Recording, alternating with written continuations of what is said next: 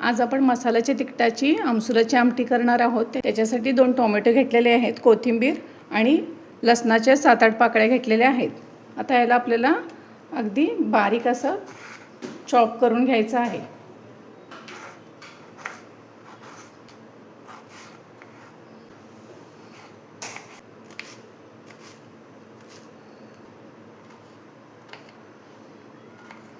सगळं साहित्य आपलं चिरून झाले आहे।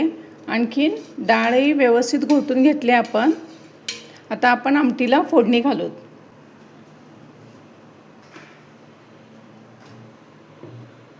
छोटे 2 चमचे आपण तेल इथे घातलेलं आहे। तडका आपण नंतर देणार आहोत, त्यापूर्वी आपल्याला ह्याच्यात टोमॅटो ॲड करायचा। टोमॅटो लवकर परतावा ह्याच्यासाठी मी त्याच्यामध्ये थोडं मीठ घालते। टोमॅटो परतून झाला आहे, त्याच्यामध्ये आमसुलाचे 4 ते 5 पाकळ्या आहेत, स्वच्छ धुवून घातले। त्याच्यामध्ये थोडी खर असते। टोमॅटो आणि आमसूल आपला परतून झालेला आहे। त्याला मसाल्याचा तिखट ह्याच्यात घालायचा आहे। साधारणतः 2 चमचे मी इथं मसाल्याचं तिखट घातलेलं आहे। ह्याला थोडंसं परतून घ्यायचं, जास्त नाही।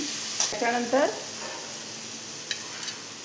ही आपल्याला डाळ जी आहे ती त्याच्यात घालायची। व्यवस्थित ह्याला असं मिक्स करून घ्यायचं। थोडं पाणी ॲड करते, खूप घट्ट आहे। मगाशी थोडं मी मीठ घातलं होतं, आणखीन थोडं घालते। चवीनुसार मीठ ह्याच्यात घालायचं आहे। ह्याला एक उकळी येऊ दे, तोपर्यंत आपण तडका तयार करू। तडका पॅनमध्ये आपण पुन्हा एक 2 ते 3 चमचे तेल घालू। जिरे, मोहरी, बारीक चिरलेलं लसूण, हिंग 1 चिमट। गॅस बंद करून लसूणही आपला गोल्डन ब्राऊन झालेला आहे। आता गॅस बंद केल्यानंतरच आपल्याला कढीपत्ता ह्याच्यात ॲड करायचा आहे। फोडणी आपली तयार झालेली आहे। ही जर मगाशी घातली असती तर तळाला जाऊन बसली असते टोमॅटोमुळे, त्याच्यामुळे नंतरच आपण हा तडका द्यायचा असतो।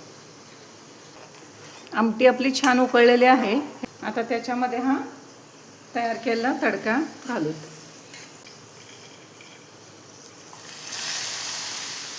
आणि त्याच्यात कोथिंबीर घालू।